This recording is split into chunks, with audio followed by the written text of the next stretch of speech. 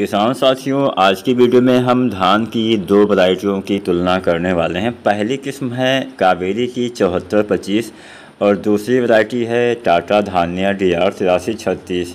तो अगर आप टाटा वाली वैरायटियाँ लगाना चाहते हैं तो टाटा धान्या की भी बहुत सारी वैरायटियाँ अच्छा उत्पादन देने की क्षमता रखती हैं और कावेरी 7425 भी एक नई वैरायटी है।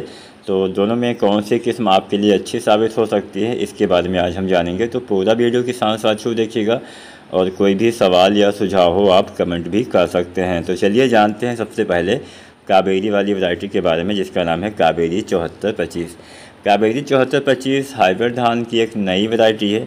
2022 में किसानों इसको विकसित किया गया है, किसानों के बीच में उतारा गया है और अच्छा उत्पादन देने की क्षमता रखती है। मध्यम देर से तैयार होने वाली वैरायटी है। लगभग 130-135 दिन में ये जो फसल है ये पक के तैयार हो जाती है। कल्ले भी इसमें अच्छे आते हैं, उत्पादन क्षमता भी इसमें काफ़ी अच्छी है। 30 कुंटल से ज़्यादा पैदावार ये भी आपको दे सकती है, 30-35 कुंटल। और कल्ले इसमें अच्छे आते हैं, 15-20 कल्ले प्रति बाली में आसानी से आपको देखने को मिल जाते हैं। कावेरी 7425 की बालियाँ लंबी होती हैं, फसल जल्दी गिरती नहीं है, गिरने के प्रति सहनशीलता पाई जाती है।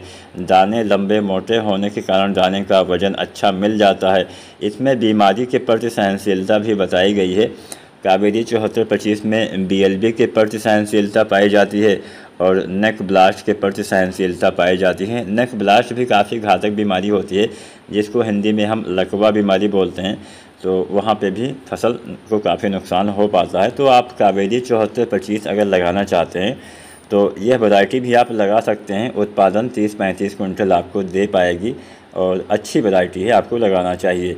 चलिए वीडियो में आगे बढ़ते हैं, जानते हैं दूसरी वाली वैरायटी, उसके बाद कंपेयर करते हैं कौन सी वैरायटी अच्छी है। तो दूसरी वाली किस्म का नाम तो मैंने पहले ही बता दिया था, टाटा धान्या DR 8336। ये वैरायटी भी आप लगा सकते हैं। चलिए इसकी कुछ विशेषताओं के बारे में जानते हैं। टाटा धान्या DR 8336 वैरायटी जो है आप साल में 2 बार लगा सकते हैं। जहाँ पे रबी के मौसम में धान की खेती की जाती है वहाँ पे भी आप लगा सकते हैं और ख़रीफ के मौसम में तो लगा ही सकते हैं। तो समय आप जान लीजिए, क्योंकि दोनों टाइम पे ये पकने का जो समय है कम ज़्यादा रहेगा। तो खरीफ के मौसम में एक मध्यम अवधि के आसपास तैयार हो जाती है 125-130 दिन में, जबकि रबी के सीज़न में थोड़ा सा 10 दिन ज़्यादा समय लेती है। 135 से 140 दिन में ये रबी के सीज़न में आपकी तैयार हो जाएगी। अगर हम अनाज के साइज़ की बात करें तो मोटा और इसका भारी अनाज होता है। तो अगर आप कोई ऐसा धान लगाना चाहते हैं, इन दोनों में सबसे बड़ा डिफरेंस भी आपको यही नज़र आ जाएगा। वो जो वैरायटी है कावेरी की 7425 उसका मध्यम मोटा अनाज होता है, जबकि ये जो वैरायटी है टाटा धान्या DR 8336 इसमें सबसे बड़ा डिफरेंस आपको चावल की साइज़ पे ही नज़र आएगा। इसका मोटा और हैवी अनाज होता है, जिससे इसका वज़न भी ज़्यादा रहता है और ख़ासकर पोहा बनाने के लिए आप ये वैरायटी चुन सकते हैं। जो किसान साथी मोटे धान की, मोटे चावल की वैरायटी लगाना चाहते हैं वो टाटा धान्या DR 8336 लगा सकते हैं। उत्पादन भी आपको बहुत ही बढ़िया देने वाली है।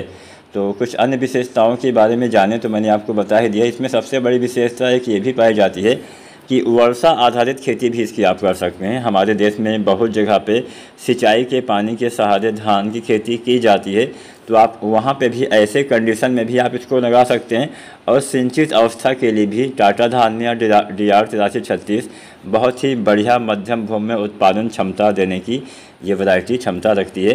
तो इसको आप टाटा धान्या DR 8336 लगा पाएंगे। ऑल इंडिया में आप इसको लगा सकते हैं। पूरे भारत में जहाँ पे भी धान की खेती की जाती है वहाँ पे आप टाटा धान्या DR 8336 की खेती कर सकते हैं। तो दोनों में अगर हम कुछ डिफरेंस की बात करें तो दोनों में पहला डिफरेंस ये है कि इसका जो अनाज होता है मध्यम मोटा होता है। उसका अनाज जो है ये DR 8336 का अनाज लगभग मोटा ही आप मान सकते हैं। बाकी कोई विशेष अंतर तो आपको नज़र नहीं आएगा। इसको आप साल में 2 बार लगा सकते हैं। इसकी वर्षा आधारित खेती भी आप कर सकते हैं। हालांकि दोनों की डिफरेंस भी काफ़ी आपको नज़र आ ही जाएगा। तो उत्पादन में भी कोई विशेष अंतर आपको नज़र नहीं आने वाला है। सभी वैरायटियाँ 30 से ज़्यादा उत्पादन आपको देने वाली हैं। तो आपके लिए कौन सी वैरायटी अच्छी रहेगी आप हमें नीचे कमेंट के माध्यम से बताइएगा। और अगर आपने इन दोनों में से कोई भी किस्म अभी तक लगाई हुई थी तो हमें नीचे कमेंट के माध्यम से आप ये ज़रूर बताएं कि इस किस्म ने कितना उत्पादन दिया हुआ था। वीडियो अच्छी लगी हो लाइक शेयर करें, चैनल को सब्सक्राइब नहीं किया है सब्सक्राइब करें। धन्यवाद।